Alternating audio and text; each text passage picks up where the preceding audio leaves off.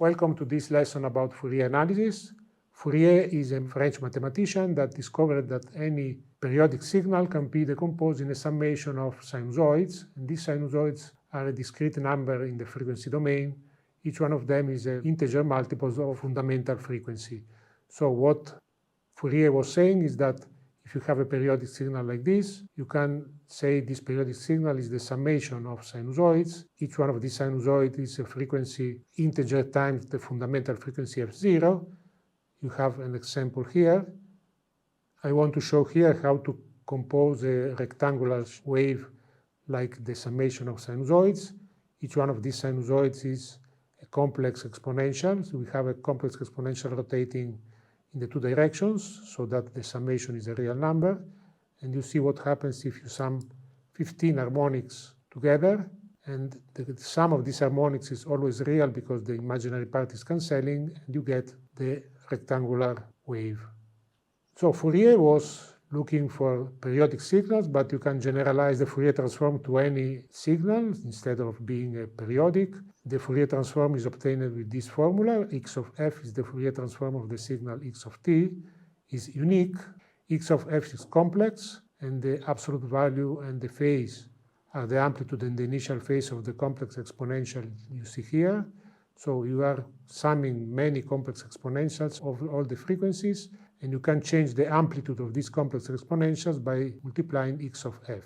So you can say that the range of frequencies where x of f is bigger than 0 is the bandwidth of the signal. We have an example here. This is the signal x of t. This is the amplitude and phase of the Fourier transform. The bandwidth is the extension of this frequency range. Depending on the system, not only on the signal, you can have different frequency ranges, frequencies bandwidth, and here you see the bandwidth of music instruments, the piano, the organ, bass viola. So depending on the instrument, some of them are generating the fundamental frequency for all the extent. So the blue line is the fundamental frequency.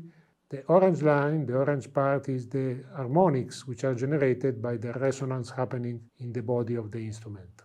Let's see some properties of the Fourier transform. So the Fourier transform is linear. So if you have a combination of inputs, you get that the Fourier transform is a combination of the outputs. If a signal x of t is real, being the Fourier transform complex, you have somehow to cancel the imaginary part, and this means that for every complex exponential which is rotating in one direction, you have a complex exponential rotating in the other direction, so that the imaginary part is cancelled.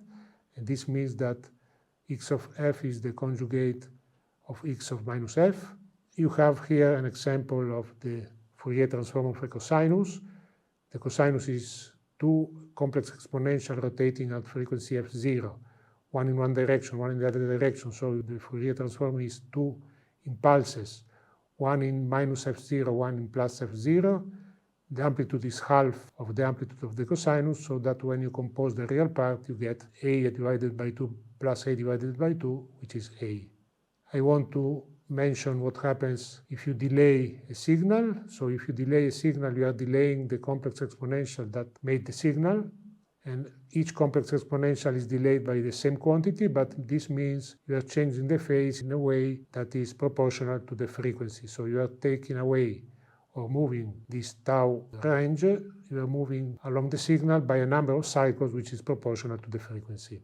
Another property is that the Fourier transform of the impulse is constant, the 1, so this means that the impulse doesn't exist, so because it needs infinite energy, but it's very useful in some mathematical derivation. We have the Fourier transform of the rectangle, and the function which is plotted here is a sinc, a cardinal sinus.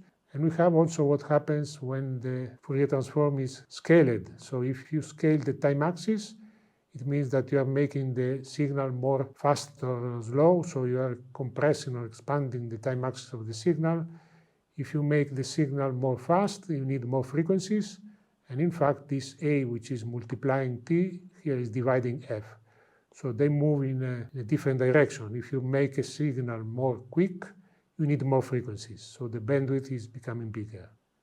Finally, is it possible to demonstrate that the convolution of two signals is equivalent to the product of the two Fourier transforms and vice versa. This property is very useful when you consider the linear time invariant systems, because for them, in the time domain, you are doing the convolution integral between the impulse response and the input.